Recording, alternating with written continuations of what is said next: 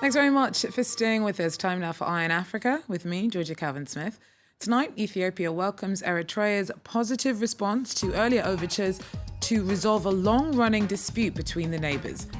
Eritrea also shows support for Ethiopia's new president by saying the country has entered an era of transformation. Also, voters in Ivory Coast are registering to cast their ballots in municipal elections scheduled for October. Opposition parties, though, say the Electoral Commission's biased and want people to stay away. And we take a look at what's in it for Africa as it ventures further into its race for space. International reps from around the world are in Vienna for the UN's Outer Space Conference. We hear from one observer from South Africa.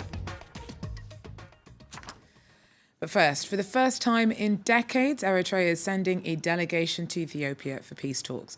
The announcement comes after, earlier this month, Ethiopia's Prime Minister momentously said that his government would fully accept the terms of an 18-year-old peace agreement with Eritrea. Clement Bonero has the details. Eritrea split from Ethiopia in 1992, and the two countries have been technically at war ever since. Now, in a historic move, Eritrea's president has said it's time to put all divisions aside and move forward with peace talks. Ethiopia is at a turning point.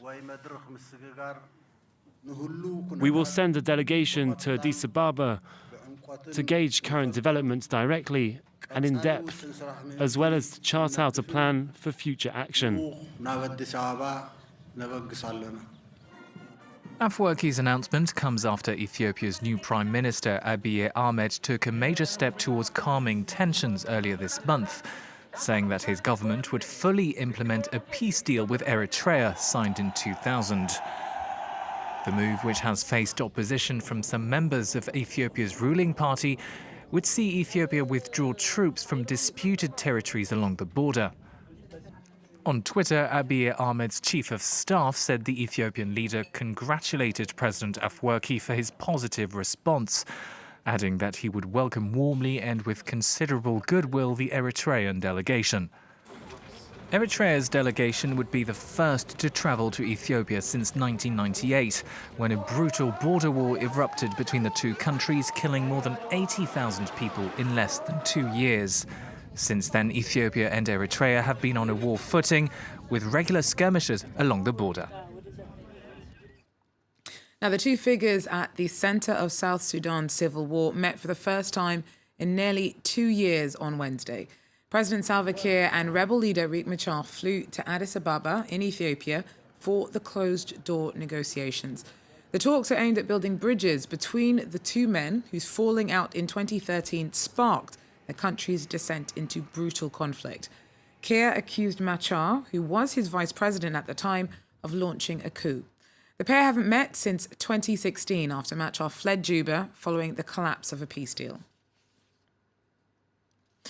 Now, since the start of the week, voters in Ivory Coast have been registering to cast their ballots in municipal elections. They're scheduled for October. Opposition parties, though, already are telling people to stay away. They're calling for a boycott of the polls because they don't think the Electoral Commission is impartial. Our correspondents tell us more. In the country's economic capital, Abidjan, most prospective voters are young. Cassandra is a student and it will be her first time at the ballot box. It's a pleasure for me to register to vote for the first time. That's why I didn't stay at home. Residents are able to review or register on the voters' roll at around 10,000 centres across the country. More than 2 million people are voting age and not yet registered. But part of the opposition, the so-called Sangare wing of the Ivorian Popular Front, has called for a boycott. They question the independence of the electoral body and are relying on a decision by the African Court of Human Rights, which call for a reform of this electoral commission. To take part in this operation, called by an illegal institution, is to put itself at odds with the law. In other words, to respect the law, one must not support an illegitimate body. The Electoral Commission rejects these charges, which it considers to be politically motivated. I ask all Ivorians, even if they are angry, to come to register on the electoral list, because this act is less a political act than an administrative act. It is giving oneself the opportunity to exist politically. Ivorians have until Sunday to confirm their registrations for municipal elections scheduled for October. Well, representatives from around the world are currently in Vienna for the UN's 50th conference on the exploration and peaceful uses of outer space. 14 member states of the 87 that make up the UN's committee dedicated to governing the exploration and use of space for the benefit of all humanity are African. Whilst no African nation may be within realistic reach of moon travel yet, developing space programs can be an important part of new ways of economic development. From South Africa, Nigeria and Ghana sending up satellites to Ethiopia's first observatory. Several countries are making moves in space, and that's set to continue. Now, Dr. C.S. Mostert is the chairman of South Africa's SCS Aerospace Group and is at the conference as an observer representative for the African Association for the Remote Sensing of the Environment. He joins us now. Dr. Mostert, thanks very much for speaking to us. Now, tell us more about why space programs are important to Africa in particular. Good evening. Yes, thank you. So space programs represent two very important things for a country. On the one hand, the utilization of space infrastructure democratizes access to a large number of services. And two of the things that comes to mind immediately is weather forecasting, which is of benefit to everybody, and the fact that you can get your location really accurately no matter where you are in the country. And those are two direct outcomes of access to space infrastructure. But on the other hand, the space program is important for African country, is that having a space access to your own independent access to space represents a tool for the country to achieve a number of goals. One is in fact getting your science and technology workforce motivated and enthused. And then, of course, it also gives you the opportunity to exert your sovereignty in space, because that access in space gives you a platform from which you can negotiate with your neighbours on a more effective basis, and it also gives you a chance for global collaboration. And it also represents in one sense, the pinnacle of the industrial capability of your country. So to be able to get access to space, you need to get a lot of things aligned, which includes things which impact on your general in advanced manufacturing capacity in your country. So being able to build a satellite and to operate a satellite and to in fact, if you even go all the way to building a launch vehicle, demonstrates your industrial capability. And African countries have a long way to go and to grow, and that's why space programs are important to them. So, has there been much collaboration so far on this front across the continent? Yes, there are a number of initiatives in this regard.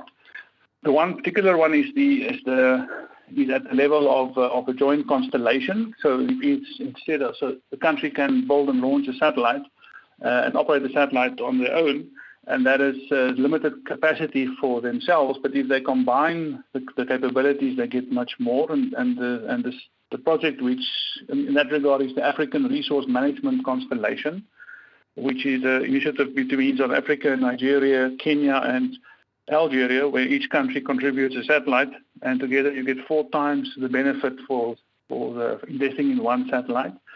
Then there is a space policy and space strategy initiative by the African Union Commission, which has all the policy makers in Africa working together to create, in fact, it's been signed off by the African Union Commission, a space policy and a space strategy, which paves the way for the potential of a space agency in Africa. And then there's, of course, also working together at the level of professional organizations. The African Association of Remote Sensing of the Environment is such an initiative where scientists and engineers across the whole of Africa, all 54 countries, actually convene and get together every 2 years to exchange information, ideas, knowledge, and create projects. So there's lots of collaboration across the continent. So how do we move forward? What's needed to build on what's been done so far in terms of African space programs? So the biggest challenge, one can argue in a typical national government budget is access to funding to fund the initiative on a continuous basis, because it's a long-term investment for a country. But funding is only a symptom. The real challenge, the real obstacle to what's needed in the future is to connect the market in Africa with the investment in Africa, and that's the market utilization of the information on the one hand, and the investment could either be from government or private sector or a combination of the two. There's been long investment in human capital development in all the major countries. Nigeria has trained more than 250 people in space engineering and space science. South Africa, we've trained more than 400 people in the same domain, same in Algeria. So what's needed now is practical projects which captures all this capability and puts it into long-term programs. Thanks very much, Dr. Seers Moster there, speaking to us from Vienna. Now, Morocco's brief time at the World Cup is over. They're the first African team to be knocked out of the tournament in Russia after the Atlas Lions lost out 1-0 to Portugal in Moscow. They still have one more match to play, though, and will face Spain on Monday. Next up for African football fans are Nigeria, who face Iceland on Friday. Well, that's it for Eye on Africa for now. Thanks very much for joining us. Do so again. Take care.